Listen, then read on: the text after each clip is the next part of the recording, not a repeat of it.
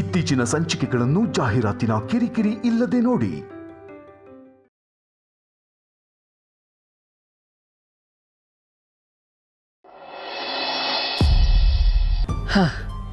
ಭಾವ ಮತ್ತೆ ಸತ್ಯ ಹೇಗೆ ಕೈ ಹಿಡ್ಕೊಂಡು ಹೋದ್ರೆ ನೋಡಿದ್ರಾ? ನನಗೆ ಯಾಕೋ ಎಲ್ಲ ಒಳ್ಳೇದಾಗುತ್ತೆ ಅನ್ಸುತ್ತೆ ಕಣ್ರೋ.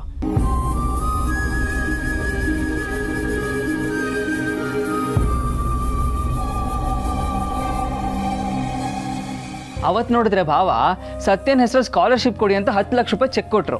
ಇವತ್ತು ಗಾಡಿ ಬಿಡಿಸ್ಕೊಂಡು ತಂದಿದ್ದಾರೆ. ಎಲ್ಲ ಪಾಸಿಟಿವ್ ಆಗಿ ಆಗ್ತಾ ಇದೆ. ಸತ್ಯ ಮತ್ತೆ ಭಾವ ಇಷ್ಟರಲ್ಲೇ ಒಂದಾಗ್ತಾರೆ, ಅವ್ರ ಸಂಸಾರ ಸರಿ ಹೋಗುತ್ತೆ. ಲೋ, ನಾನು ಇಷ್ಟೊಂದು ಖುಷಿಯಾಗಿರೋ ವಿಷಯ ಹೇಳ್ತಾ ಇದ್ದೀನಿ, ನೀವು ಯಾಕೆ ಹಿಂಗಿದ್ದೀರಾ? ಏನಾಯ್ತು? ನಾವೆಲ್ಲ ದಿವ್ಯಕ್ಕನ ಬಗ್ಗೆ ಯೋಚನೆ ಮಾಡ್ತಾ ಇದೀವಿ ಕಣೋ. ದಿವ್ಯಕ್ಕ ವಾಪಸ್ ಬಂದಿದ್ದಾಳಲ್ಲ, ಮತ್ತೆ ಇಲ್ಲಿ ಎಲ್ಲ ಎಡ್ವರ್ಟ್ ಮಾಡ್ಬಿಡ್ತಾಳೋ ಅಂತ ಭಯ ಆಗ್ತಿದೆ. ನೀನು ಹೇಳ್ದಂಗೆ ಬೇಬಿ ಭಾವ ಸತ್ಯ ಒಂದಾಗೋ ಲಕ್ಷಣ ಕಾಣ್ತಾ ಇದೆ. ಆದರೆ ದಿವ್ಯಕ್ಕ ಒಕ್ಕರ್ಸ್ಕೊಂಡಾಳೆ ಅಂದರೆ ಕಾಟ ತಪ್ಪಿದ್ದಲ್ಲ. ನನ್ಗೆ ಯಾಕೋ ದಿವ್ಯಕ್ಕ ಬಾಲನ್ ಬಿಟ್ಟು ಓಡ್ ಬಂದಿದ್ದಾಳೆ ಅಂತ ಅನ್ಸುತ್ತೆ. ಹಾಗೇನಾದ್ರೂ ಆಗಿದ್ರೆ ಅವಳು ಸತ್ಯನ ಜೀವನನ ಪಕ್ಕ ಹಾಳು ಮಾಡ್ದೆ ಬಿಡಲ್ಲ. ಮೊದಲೇ ಸತ್ಯನ ನೋಡ್ರೆ ಉಳ್ಕೊಂಡು ಸಾಯ್ತಾಳೆ. ಇನ್ನೆಲ್ಲಾದರೂ ಸತ್ಯ ಕಾರ್ತಿಕ್ನ ಮದುವೆಯಾಗಿ ಸುಖವಾಗಿದ್ದಾಳೆ ಅಂತ ಗೊತ್ತಾದರೆ ಅಷ್ಟೇ ಕತೆ. ನಾವು ಹೇಗಾದ್ರೂ ಮಾಡಿ ಈ ವಿಷಯನ ಸತ್ಯಂಗೆ ಹೇಳಿ ದಿವ್ಯನ ಓಡಿಸೋ ಪ್ಲ್ಯಾನ್ ಮಾಡಬೇಕು. ಅವೆಲ್ಲ ಏನೋ ಬೇಡ, ದಿವ್ಯಕ್ಕಂಗೆ ಸತ್ಯ ಒಬ್ಳೇ ಸಾಕು. ಹೇಗಿದ್ರು ಸತ್ಯ ಮನೆಗೆ ಹೋಗಿದ್ದಾಳೆ.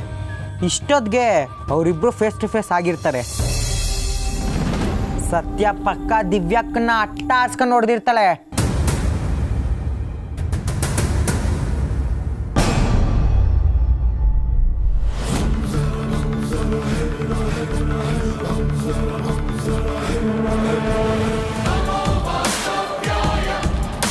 ಓ ಮೈ ಗಾಡ್, ಸತ್ಯ ಮತ್ತೆ ಕಾರ್ತಿಕ್ ಮದುವೆ ಆಗಿರೋದು ನಿಜ. ನಾನು ಇಲ್ಲಿಂದ ಎಕ್ಸಿಟ್ ಆಗೋ ಮೊದಲೇ ಇವ್ರು ಎಂಟ್ರಿ ಕೊಟ್ರಲ್ಲ, ಹೀಗೇನಪ್ಪ ಮಾಡಲಿ? ದಿವ್ಯಾ, ಸಿಕ್ಕಾಕೊಂಡ್ಬಿಟ್ಟೆ ನೀನು. ಇನ್ನು ನಿನ್ನ ಸತ್ಯನ ಕೈಯಿಂದ ಕಾಪಾಡೋಕ್ಕೆ ಆ ದೇವ್ರಿಗೂ ಸಾಧ್ಯ ಇಲ್ಲ.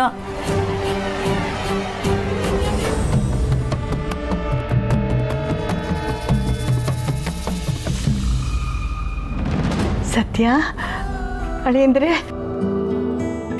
ಬನ್ನಿ ಬನ್ನಿ. ಪ್ರಯಾಣ ಚೆನ್ನಾಗಿತ್ತಾ? ನಿಮ್ಮನೇಲಿ ಪೂಜೆ ಎಲ್ಲ ಮುಗೀತಾ? ಹ್ಞೂ ಅಜ್ಜಿ, ಎಲ್ಲ ಪೂಜೆ ಮುಗಿಸ್ಕೊಂಡೆ ಇಲ್ಲಿಗೆ ಬಂದಿದ್ದೀವಿ. ಇನ್ನು ನವರಾತ್ರಿ ಮುಗಿಸ್ಕೊಂಡೆ ಇಲ್ಲಿಂದ ಹೊರಡೋದು. ಅಬ್ಬಾ, ಒಳ್ಳೇದಾಯ್ತು. ನನ್ನ ಬುದ್ಧಿಗಿಷ್ಟು ನೋಡಿ, ಹೊರಗಡೆನೇ ನಿಂತು ಮಾತಾಡಿಸ್ತಾ ಇದ್ದೀನಿ. ಬನ್ನಿ ಒಳಗೆ ಬನ್ನಿ.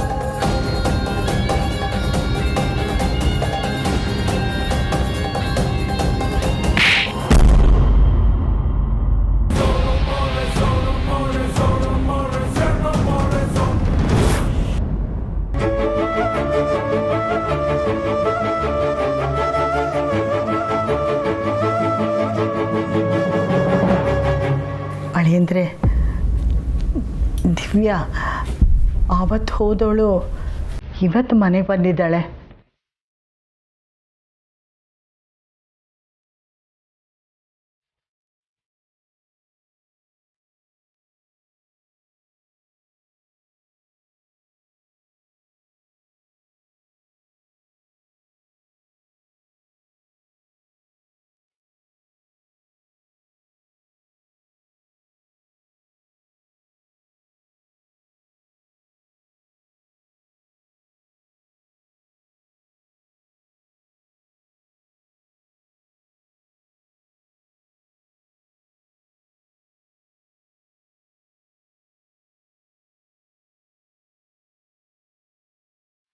ಇಷ್ಟು ದಿನ ನಮ್ಮನ್ನೆಲ್ಲ ಬಿಟ್ಟು ಎಲ್ಲಿ ಹೋಗಿದ್ದೆ ಅಕ್ಕ?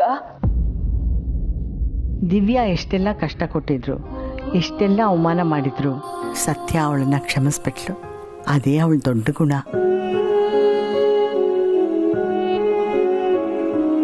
ವಾಟ್? ಇವಳು ನನ್ನ ತಪ್ಕೊಂಡಿದ್ದಾಳ? ಹಾಗಿದ್ರೆ ಕಪಾಳಕ್ಕೆ ಬಾರಿಸಿದ್ದು ಕನ್ಸ? ಛೇ, ಎಷ್ಟು ಹೆದರ್ಕೊಂಡ್ಬಿಟ್ಟಿದ್ದೆ ನಾನು. ಮತ್ತೆ ನೀನು ನೋಡ್ತೀನೋ ಇಲ್ವೋ ಅಂತ ಅಂದ್ಕೊಂಡಿದ್ದೆ. ಈಗಲಾದ್ರೂ ನಮ್ಮನ್ನೆಲ್ಲ ನೆನ್ಪು ಮಾಡ್ಕೊಂಡು ವಾಪಸ್ ಬಂದಿಯಲ್ಲ, ಅಷ್ಟು ಸಾಕು.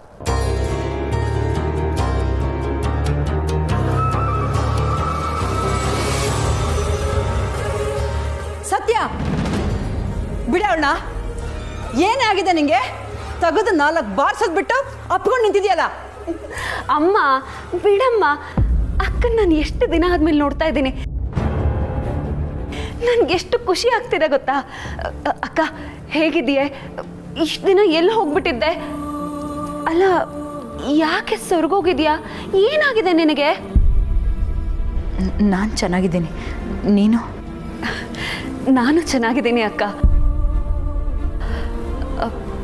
ನೀನು ನಮ್ಮನ್ನು ಬಿಟ್ಟು ಹೋದ್ಮೇಲೆ ಏನೇನೋ ಆಗೋಯ್ತು. ನೀನು ಮದುವೆ ಆಗಬೇಕಾಗಿರೋ ಹುಡುಗನ್ನ ನಾನು ಮದುವೆ ಆಗಬೇಕಾಯ್ತು. ನಿನಗೂ ಅದೇ ತಾನೇ ಬೇಕಾಗಿದ್ದು.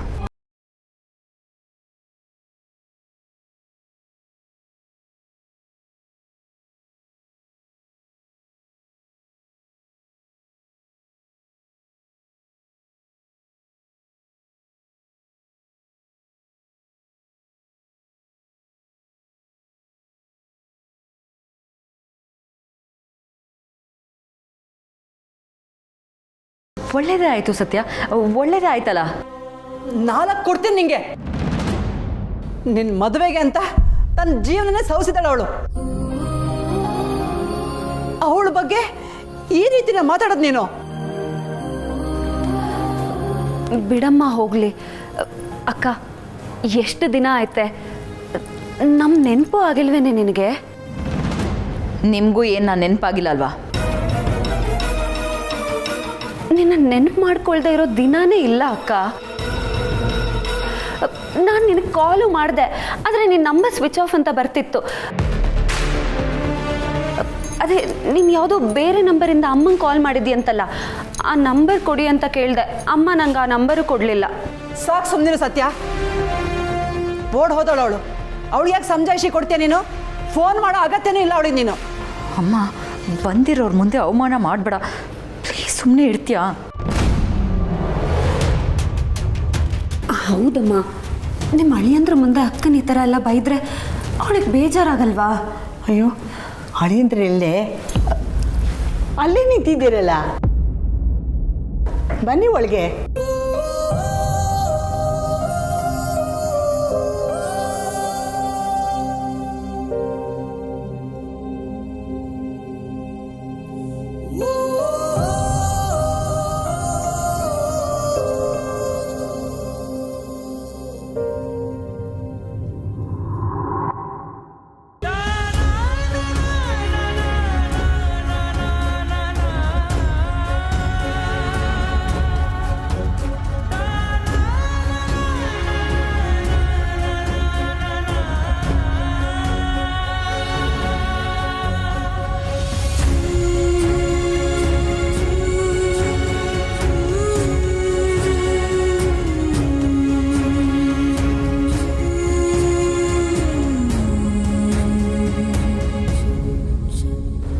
ಅಳಿಯಂದ್ರೆ, ನನಗೆಲ್ಲ ಅರ್ಥ ಆಗುತ್ತೆ, ನೀವೇನು ಅನ್ಕೋಬೇಡಿ. ಇವಳು ಹಿಂಗೆ ಬರ್ತಾಳೆ ಅಂತ ನಮಗೆ ಗೊತ್ತಿರಲಿಲ್ಲ. ನಾನು ಯಾಕೆ ತಪ್ಪು ತಿಳ್ಕೊಳ್ಳಿ? ನಿಮ್ಮ ಮನೆಗೆ ಯಾರೋ ಬಂದರೆ ನನಗೇನಕ್ಕೆ ಬೇಜಾರಾಗಬೇಕು?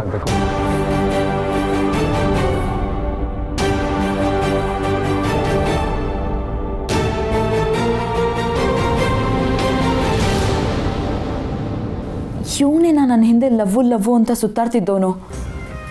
Full change ಆಗಿಬಿಟ್ಟಿದ್ದಾನೆ. ನಾನು ಬಿಟ್ಟು ಹೋದ್ಮೇಲೆ ದೇವದಾಸ ಆಗಿರ್ತಾನೆ ಅಂತ ಅಂದ್ಕೊಂಡೆ.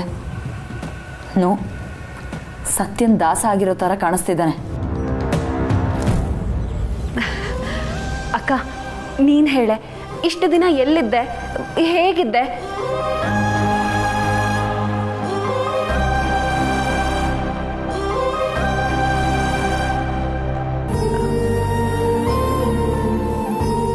ಅಕ್ಕ ಮದುವೆ ಆಗ್ಬಿಟ್ಟೇನೆ?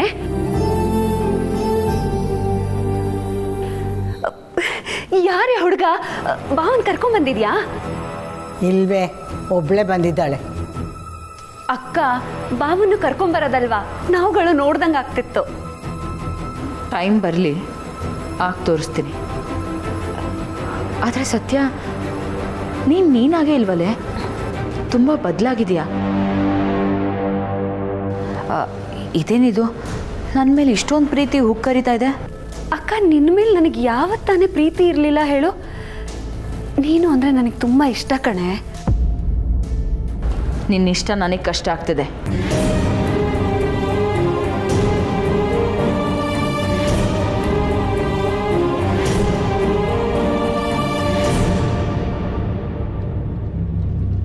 ನಂಗೆ ತಲೆನೋವ್ತಿದೆ, ಆಮೇಲೆ ಮಾತಾಡ್ತೀನಿ.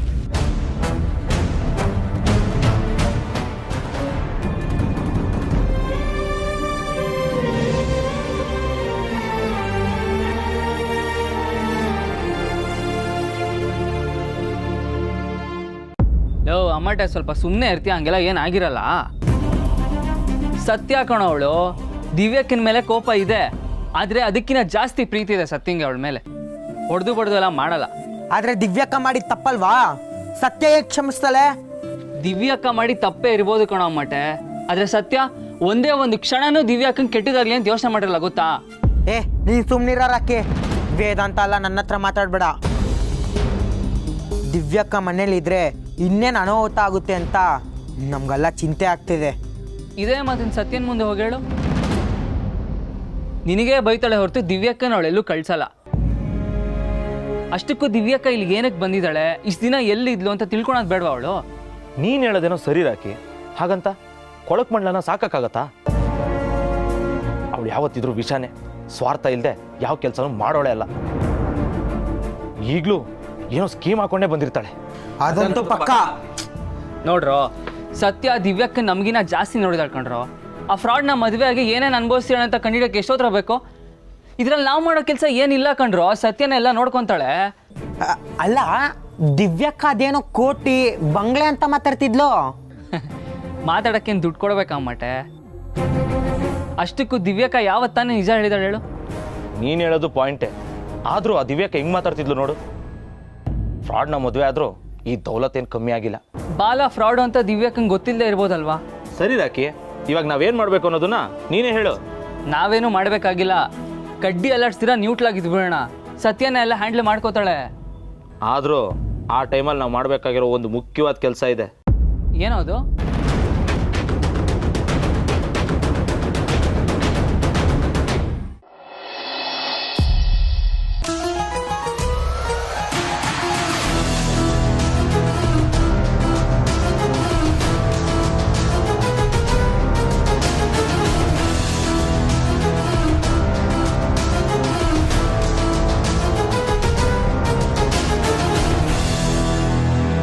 ಏನಾಗ್ತಿದೆ ಇಲ್ಲಿ? ಎಲ್ಲ ಕನ್ಫ್ಯೂಸಿಂಗ್ ಆಗಿದೆ. ನಾನು ಇಲ್ಲಿಗೆ ಬಂದಿದ್ದ ಉದ್ದೇಶನೇ ಬೇರೆ, ಇಲ್ಲಿ ಆಗ್ತಾ ಇರೋದೇ ಬೇರೆ. ನಾನು ಮದುವೆ ಮನೆ ಬಿಟ್ಟು ಹೋಗಿದ್ರಿಂದ ಇಲ್ಲಿ ಎಲ್ಲರೂ ಕೊರಗ್ತಾ ಇರ್ತಾರೆ. ಆ ಸತ್ಯ ಸಾಲ್ಗಾರರ ಕಾಟಿಂದ ಅವಮಾನ ಅನುಭವಿಸ್ತಿರ್ತಾಳೆ ಅಂತ ಅಂದ್ಕೊಂಡ್ರೆ, ಅವಳು ಕಾರ್ತಿಕ್ನೇ ಮದುವೆ ಆಗಿದ್ದಾಳೆ. ಅವಳು ನೋಡಿದ್ರೆ ದೊಡ್ಡ ಮನೆ ಸೊಸೆಯಾಗಿ ಮಹಾರಾಣಿ ಥರ ಮೆರಿತಾ ಇದ್ದಾಳೆ. ನಾನು ಈ ಬಾಲನ್ನು ಕಟ್ಕೊಂಡು ಹಳ್ಳೀಲಿ ಸಗಣಿ ಬಾಚ್ಕೊಂಡು ಕೆಲ್ಸದೋಳ ಥರ ಬದುಕ್ತಾ ಇದ್ದೀನಿ. ಅವಳು ಹೈಫೈ ಜೀವನ ಮಾಡ್ತಿದ್ದಾಳೆ, ನಾನು ತಿರುಪೆ ಜೀವನ ಮಾಡ್ತಿದ್ದೀನಿ. ಹೇಗೆ ಸಾಧ್ಯ ಇದು? ಯಾಕೆ ನನ್ನ ಪ್ಲ್ಯಾನ್ ಎಲ್ಲ ಉಲ್ಟಾ ಹೊಡಿತಾ ಇದೆ?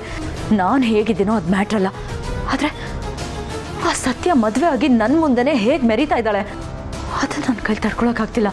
ಅವಳ ಮುಖದಲ್ಲಿರೋ ನಗುನೇ ಹೇಳ್ತಾ ಇತ್ತು ಅವಳು ತುಂಬ ಖುಷಿಯಾಗಿದ್ದಾಳೆ ಅಂತ. ಹಾಗೆ ನೋಡಿದ್ರೆ ಈ ಬಾಲ ಕಾರ್ತಿಕ್ಗಿಂತ ಶ್ರೀಮಂತ, ಆದರೆ ನನಗಿನ್ನ ಆ ಶ್ರೀಮಂತಿಕೆನ ಅನುಭವಿಸೋ ಯೋಗನೇ ಬಂದಿಲ್ಲ.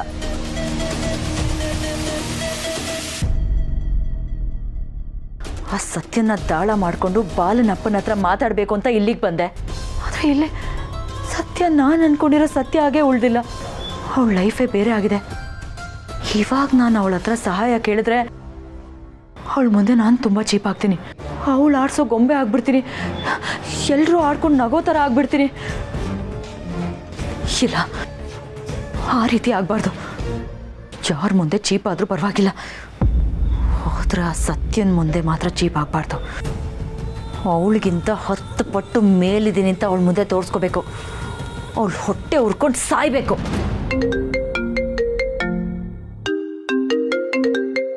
ದಪ್ಪ ನನ್ನ ಮಗ, ಇವನಿಂದನೇ ಈ ಗತಿ ಬಂದಿದ್ದು. ಇಲ್ಲಿಗೆ ಬಂದರೂ ನೆಮ್ಮದಿಯಾಗಿರಕ್ಕೆ ಬಿಡಲ್ಲ. ಏನು ಕಾಲ್ ಮಾಡಿದ್ದು, ಅದೇನು ಅಂತ ಹೇಳಿ ಸಾಯಿ, ನನಗೆ ಟೈಮ್ ಇಲ್ಲ. ಫೋನ್ ರಿಸೀವ್ ಮಾಡಿ ಎಲ್ಲರೂ ಹಲೋ ಅಂತಾರೆ. ನೀನು ನೋಡಿದ್ರೆ ಬೈತಿದೆಯಲ್ಲ ಬೇಬಿ. ಬೈದೆ ಇನ್ನೇನು ನಿನ್ಗೆ ಪೂಜೆ ಮಾಡ್ಲಾ? ನೋಡು, ಈ ರೀತಿ ಕಾಲ್ ಮಾಡೋದೆಲ್ಲ ಇಟ್ಕೋಬೇಡ, ಸರಿ ಹೋಗಲ್ಲ. ಇಲ್ಲೇ ಒಂದು 10 ದಿನ ಇದ್ದು ಬರ್ತೀನಿ. ಅಟ್ಲೀಸ್ಟ್ 10 ದಿನ ಆದರೂ ನೆಮ್ಮದಿಯಾಗಿರಕ್ಕೆ ಬಿಡು. ಮತ್ತೆ ನಿನ್ನ ತಾತ ಅಪ್ಪ ಅಂತ ಕತೆ ಹೇಳಿದ್ರೆ ನಿನ್ನನ್ನೇ ಚುಚ್ಚಿ ಸಾಯಿಸ್ಬಿಡ್ತೀನಿ. ಅಯ್ಯಯ್ಯೋ, ನಾನು ಕಾಲ್ ಮಾಡಿದ್ದು ಆ ವಿಷಯಕ್ಕಲ್ಲ ಬೇಬಿ. ನೀನು ಯಾಕೆ ಇಷ್ಟೊಂದು ಫ್ರಸ್ಟ್ರೇಟ್ ಆಗ್ತಿದ್ಯಾ? ಫುಲ್ ಹೀಗೆಲ್ಲ ಸ್ಟ್ರೆಸ್ ತಗೊಂಡ್ರೆ BP ಶುಗರು ಬಂದ್ಬಿಡುತ್ತೆ. ನಿನ್ನನ್ನು ಕಟ್ಕೊಂಡಿದ್ಕೆ ಅದೊಂದು ಅಟ್ಕಾಯಿಸ್ಕೊಳ್ಳೋದು ಬಾಕಿ ಇದೆ ಅಷ್ಟೇ. ದಿವ್ಯಾ, ಬೈಬೇಡ ಪ್ಲೀಸ್. ನನ್ನ ಮಾತು ಕೇಳಿಸ್ಕೊ ಸ್ವಲ್ಪ. ಏಯ್, ನಿಮ್ಮ ಮಾತು ಕೇಳಿಸ್ಕೊಂಡಿದ್ಕೆ ಕಣೋ ನನ್ನ ಕಿವಿ ಮೇಲೆ ದಾಸವಾಳದ ಹೂವು ಇಟ್ಟಿದ್ಯಾ. ನೋಡು, ನಿನ್ನ ಹತ್ರ ಮಾತಾಡೋಕ್ಕೆ ಏನೂ ಇಲ್ಲ. ನಿನಗೊಂದು ದೊಡ್ಡ ನಮಸ್ಕಾರ. ಇನ್ನೊಂದು 10 ದಿನ ನನ್ನಿಂದ ದೂರ ಇದ್ಬಿಡು. ಬಾಯ್.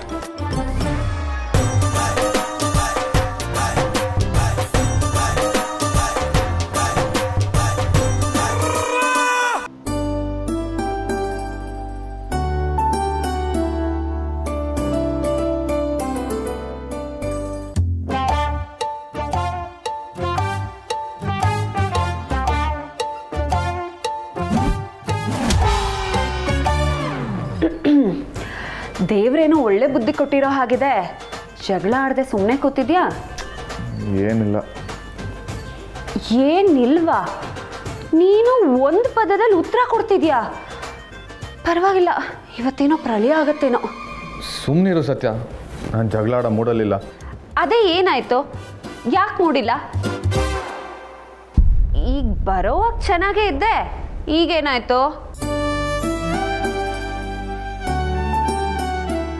ಹೇಳಿ ಸರ್, ಏನಾಯ್ತು ಅಂತ.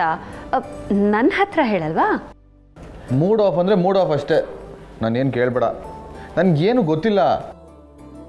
ನನಗೆ ಗೊತ್ತು ನಿನಗೆ ಯಾಕೆ ಮೂಡ್ ಆಫ್ ಆಗಿದೆ ಅಂತ. ಯಾಕೆ ಅಂದರೆ ಇವತ್ತು ನಿಮಗೆ ನಿಮ್ಮ ಎಕ್ಸ್ ಲವರ್ ದರ್ಶನ ಆಯ್ತಲ್ಲ, ಅದಕ್ಕೆ ಫುಲ್ಲು ಫೀಲ್ ಮಾಡ್ಕೊಂಡಿರೋ ಥರ ಇದೆ. ಶಟಪ್ ಸತ್ಯ, ರೇಗಿಸ್ಬೇಡ. ಇದ್ದಿದ್ದನ್ನು ಇದ್ದಾಗ ಹೇಳಿದ್ರೆ ಶಟಪ್ ಸತ್ಯ, ರೇಗಿಸ್ಬೇಡ ಅಂದ್ರಂತೆ. ಜಾಸ್ತಿ ಆಯ್ತು ನಿಂದು. ಅವಳು ಬಂದರೆ ನನಗೇನು? ಆಹಾ, ನಿನಗೆ ಅವಳ ಮೇಲೆ ಬೆರ್ರಿ ಲವ್ ಇತ್ತಲ್ಲ, ಅದಕ್ಕೆ ಏನೇನೋ ಆಯ್ತೇನೋ ಅನ್ಕೊಂಡೆ. ಅದು ಆವಾಗ, ಇವಾಗಲ್ಲ. ಆವಾಗ ಲವ್, ಈಗ ನೋವಾ? ಬೇಡ ಸತ್ಯ, ಹೇಳ್ತಾ ಇದ್ದೀನಿ, ಸುಮ್ಮನಿದ್ಬಿಡು. ಇದು ಬಿಟ್ರೆ ಇನ್ನೇನಪ್ಪ ಕಾರಣ ಇದೆ? ಮೂತಿ ನೋಡು ಹೆಂಗ್ ಮಾಡ್ಕೊಂಡಿದ್ಯಾ. ನಮ್ಮಕ್ಕ, ಅದೇ ನಿನ್ ಎಕ್ಸ್ ಗರ್ಲ್ ಫ್ರೆಂಡ್, ಈ ಮೂತಿ ನೋಡಿದಿದ್ರೆ ಬಾಯ್ ಬಾಯ್ ಬಡ್ಕೊಂಡಿರೋಳು. ನಾನು ಯಾಕಾದ್ರೂ ಈ ಮೂತಿನ ಮದ್ವೆ ಆದ್ನೋ ಅಂತ. ಹಂಗಿದೆ ಇವಾಗ ನಿನ್ ಮೂತಿ. ನಿನ್ ಪುಣ್ಯ ನಾನಾಗಿರೋದಕ್ಕೆ ನೀನ್ ಹೇಗಿದ್ರು ಓಕೆ ಅಂತ ಅಡ್ಜಸ್ಟ್ ಮಾಡ್ಕೊಂಡು ಸುಮ್ಮನಿದ್ದೀನಿ.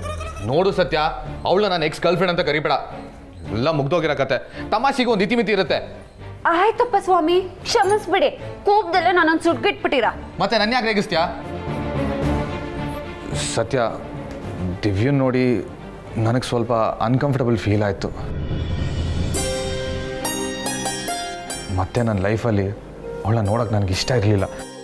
ಅಮೂಲ್ ಬೇಬಿ, ನಾನು ಇವತ್ತು ಅಕ್ಕನ ನೋಡ್ತೀನಿ ಅಂತ ಅಂದ್ಕೊಂಡಿರಲಿಲ್ಲ. ಅವಳು ಬರೋ ವಿಷಯ ಆಗಲಿ ಅಥವಾ ಬಂದಿರೋ ವಿಷಯ ಆಗಲಿ ಯಾರು ನನ್ನ ಹತ್ರ ಹೇಳಿರಲಿಲ್ಲ. ಅದಕ್ಕೆ ನಾನು ನಿನಗೆ ಹೇಳೋದಕ್ಕಾಗಲಿಲ್ಲ. ಅವಳು ಯಾರಿಗೂ ಹೇಳ್ದೆ ಬಂದಿದ್ದಾಳೆ ಅನ್ಸುತ್ತೆ.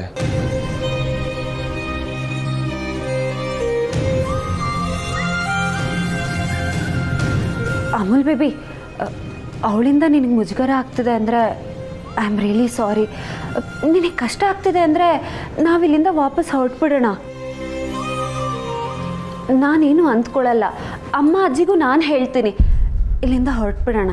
ನೋ, ನಾನು ಆ ಅರ್ಥದಲ್ಲಿ ಹೇಳಿಲ್ಲ. ಅವಳಿಲ್ಲಿ ಬಂದ್ಲು ಅಂತ ನಾವು ಇಲ್ಲಿಂದ ಯಾಕೆ ಹೋಗಬೇಕು?